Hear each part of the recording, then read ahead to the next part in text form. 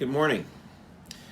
When my children were growing up, in an effort to just enrich their knowledge of the world and broaden their understanding of what was out there, I used to take them before the internet to adult bookstores and just expose them to the most, kind of wild materials that were out there.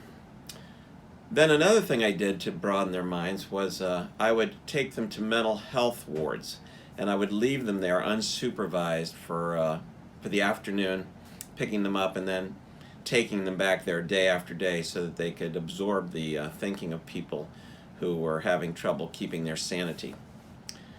Now, of course, you know I'm being facetious here and that I would never, ever consider doing anything like what I just described. And yet that's exactly what we are doing with our children these days, isn't it? When we give them access to the internet.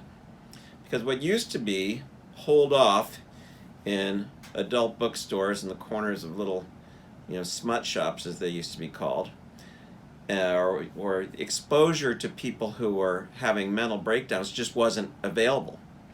But now through the internet, all that's available, and our children, when they get confused and feel badly about themselves, that's where they go. And they feel badly about themselves because they're being compared to an idealized self that is being placed on Facebook and other social media platforms.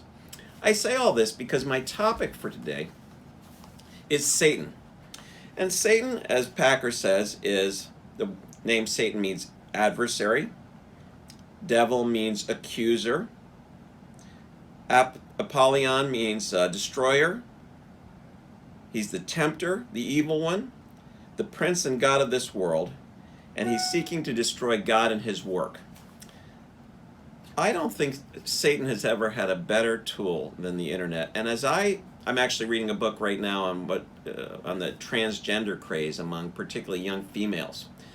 And I just find myself realizing that just like I wouldn't have done what I described to you in the beginning of this video, neither would I take a cup of arsenic and drink it every day, a little bit of it every day. And yet that's what we do and what our children do when they expose themselves to much of the, I want to say trash, but negative influences that they see on the internet. And Satan loves it.